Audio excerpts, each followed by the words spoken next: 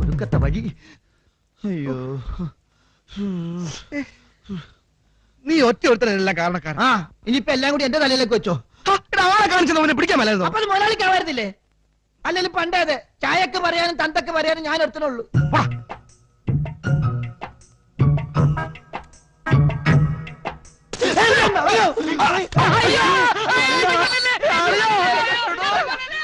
പേടിക്കാതിരി, ഞങ്ങളല്ലേ.